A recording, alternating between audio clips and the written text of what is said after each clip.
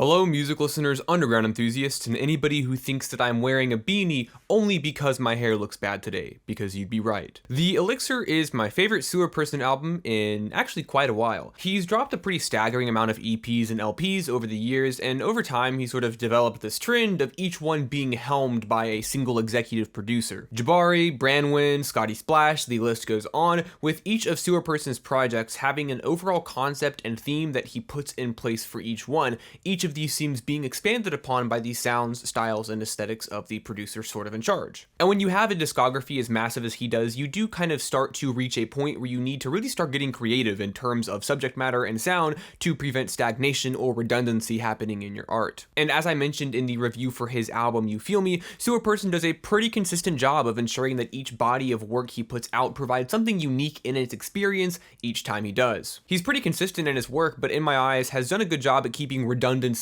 at bay for a pretty impressive length of time in his discography. That's not to say that in his incredibly lengthy discography that none of it ends up being repetitive, because in subject matter and aesthetics it definitely has some points where it does begin to be so. But that's just the downside of having hundreds and hundreds of publicly available songs in the wild, whether they be in the form of official releases, collabs, or unfortunately even leaks. But I do think that recently Sewerperson has been in a transitionary phase with his art, and the Elixir embodies that transition in the best way possible. Because on this project, it sounds like Sewerperson has kind of found new footing, which is due in part to Nico North being at the head of production this time around. I did a bit of a pre-album interview with Sewerperson and Nico North that you can find on my channel, and if you're watching this, you've honestly probably already watched that. But in that interview, both of them expressed how much they had left their comfort zones for this project, helping each other push boundaries to achieve something new for both of them. Sewerperson on some songs now is operating from an entirely fictional perspective, taking narrative inspiration from the books that he has been reading recently, primarily mystery and fantasy, and the other media he consumes like TV shows and movies to craft stories unique to their songs. And on the Elixir, Nico North cycles through this revolving door of sounds to create one of the most sonically varied Sewerperson albums in quite a while. The beat for High Priestess intro begins with these lush string sections that roll into a hypnotic and trancy guitar combined with some punchy percussion that would feel pretty at home on a Griselda record, honestly. But on songs like Betrayal Reserved for Hero, Vegas, and Frozen in the Garden, Nico delivers a bit of a softer hit with these pulsing synths and gentle R&B melodies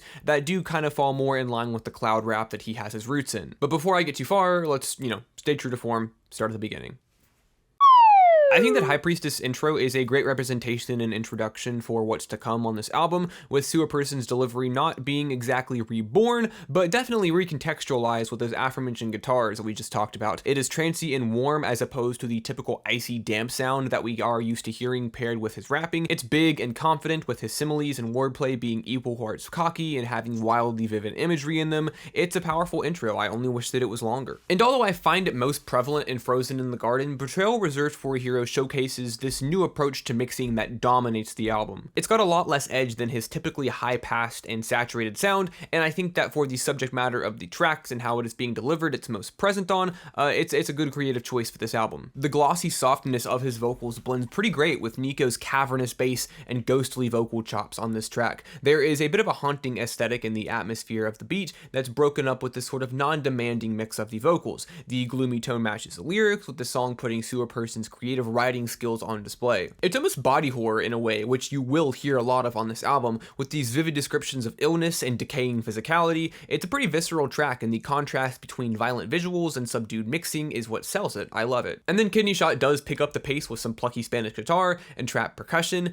It's interesting because I'm definitely one to praise consistency and cohesion on a project. I've definitely done that in the past, and when the difference between song to song is too jarring, I have definitely been known to toss out criticisms. But I do think that Nico and Sewerperson find a sweet spot with this project, because Kidney Shot is a sharp and stuttering banger that tosses aside the previous vulnerability and softness in the production for a much more reinforced mentality, but it still works in terms of the greater project. I think that on the Elixir, Sewer shines on songs that lean heavier into that descriptive and sometimes surreal energy, but Kidney Shot is a nice detour that I like more with each listen. And then with the Wave Boys tag rolling out the red carpet, we have Vegas. And as I said earlier, this is the song that really puts the new mixing style on display, and I think that it sounds amazing. The sliding synth whining in the background, weighed down by the screeching hi-hats, is so cloud rap it's fucking insane, and the equally bright but still fairly dry vocals pair with it beautifully. It feels like an icy wind has been blown into and over this sound, and now everything has a cool blue hue to it. Aesthetically and sonically, it's hard to not gravitate towards this track as the shining feature of this project, even if it's not my personal favorite. And if you are wondering what would happen if you took the smooth melancholy of Vegas and decided to turn it up further, you'd then get frozen in the garden. It's a syrupy, sweet, and vulnerable track that sees the opposite side of, let's say, Kidney Shot, where this sort of veil is lifted and there now exists a very upfront and conversational approach to songwriting in the context of relationships and understanding. The drums are straightforward and simple, nothing too inventive, but they don't exactly really need to be either, and the subtle melodies that sway in the background are definitely a less is more scenario. I think I might like this even more than Vegas. The depicted idea of forced blissful ignorance going into a relationship, trying to ignore the already known fact that whatever they have will end, it definitely will, is the type of tragic irony that I can get behind. It's a beautifully somber track. But then, You're So Cope tosses that aside completely. It's a shaky and rattling track where Sewer's vocals live in between an onslaught of 808s with a reinvigorated confidence that he has. As much as I love the approach that he has on the more experimental tracks on the album, I can't help but eat this shit up. It's a classic sound. The bars are rapid fire, but still relaxed. It's a lot of fun. And I do gotta give a shout out to Victor Molina because the vocal sample on Jonestown is reworked and put into the production of the track beautifully. Nico's insistently stuttered drums fly throughout the beat while Sewerperson raps about lifestyle differences and growing up, noticing that as he pursued the path that he felt right for him, he grew further away from the people around him, creating dissonance between their lives. It's a song full of unanswered questions, a little desperate and a little hopeless as he reaches potential answers through coping and understanding. In terms of lyrics, it's probably the most upfront in its vulnerability. The mid-year interlude follows a similar format to his previous interludes with a packed repeated hook with some pretty good singing on it. The lyrics burst with images of frost and cold. I like it a lot. And all of this imagery of snow and cold on the mid-year interlude transitioned into the themes of Winter's Gonna Eat Us Alive, where the sound is borderline indie rock with its bouncy drums, dry layers, and equally bouncy vocal melodies, especially in this refrain full of some sort of jovial vocalizations that you would almost expect to hear on a 2000s alternative track. It's one of the lyrically less compact tracks, but it gives Sewerperson a lot of room to breathe and let the vocal impact it the way that it needs to. And this brassy melody that Nico has in the beat is great. It really cuts up the moodiness of the track and provides a bit of a lighthearted tone or even whimsy to it in a way. Lyrically, it feels right at home with the greater Sewerperson discography, especially more emo-oriented albums like 002 and Swamp, but aesthetically this does feel like a step away from that normalcy, and it plays out pretty well. 17 Years starts off with this thick synth sound. That's a hard thing to say. Thick synth sound. It's crazy. Why did I write that? That later expands into an airy synthwave progression that once again has splashes of Nico's cloud rap influence, with the melodies of the track all playing into a dreamy and equally sleepy ambience. The energy comes from the vocals and the percussion, and I really enjoy the contrast it creates between the different elements of the track. Because if there's something that Sewer does well, it is being a little subversive and breaking away from the expectations of the genre that he is currently tackling. Not that it's a crazy, experimental, unheard of sound, but if he wants to take a sleepy yet inspiring synth and then use that to elevate some crisp and rapid fire bars, he'll make it work. The sound design of this track is honestly just a lot of fun, and with the lyrics having multiple nods to Canada, furthering the motif of cold weather, and even an I'm the shit bar. I am the shit, I'm the enema. At least I haven't heard that one before. Nest of the Night Owl begins with a monologue from Dracula Untold, not only reinforcing the fantasy themes of the album, but also reflecting the perspectives of the track. In the sample, Vlad is essentially admitting to a lack of remorse for his heinous actions, saying that instead of a hero, sometimes the world needs a monster. I wonder how that could reflect in the writing. This track does have some of the best writing on the project, with increasingly descriptive imagery, mainly focusing on all of these vampire metaphors. And I think it's great. He commits to this format of writing every step of the way, never really attempting to shift the tone to explain why he is writing the way he is, sticking to the narrative, because a lot of artists sort of fall into this trap of giving away the trick too early in an attempt to dispel confusion and explain the purpose of the language used on a track.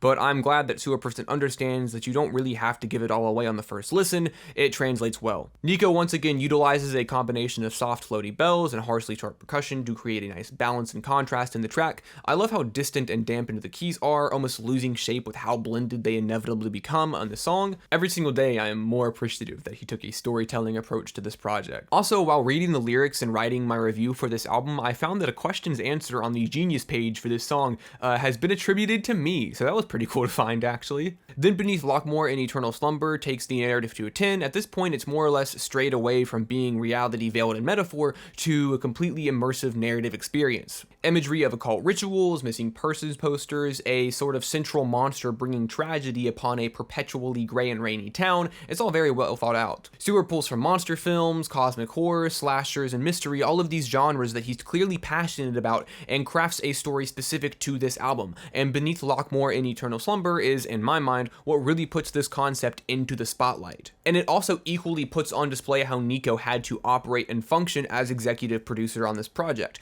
because his job just isn't creating beats for Sewerperson to tell these stories on, but also be able to properly engineer a believable environment for them to take place in. Without appropriate sound design, tones, and atmosphere, the impact of what Sewerperson is saying, the impact of the stories he's telling, is softened. But I'm impressed with his work because when the writing calls for it, Nico makes some really great ambience and environmental structure on each of these songs. The beats are still catchy and digestible, but there's additional components that complement the narrative approach. And this is also incredibly evident on the next song, Captain's Log 248. Because so far this album has presented heartbreak, fantasy stories, mysteries, and monsters, all more or less narratively independent of one another, separate stories being tied together by the common themes and emotions of the project that they share. And on Captain's Log 248, the perspective once again shifts to tell another story in another genre, this time tackling a sci-fi concept. It kind of feels like body horror was injected into David Bowie's Space Oddity, borrowing themes from space stories centered around isolation and emotional depravity.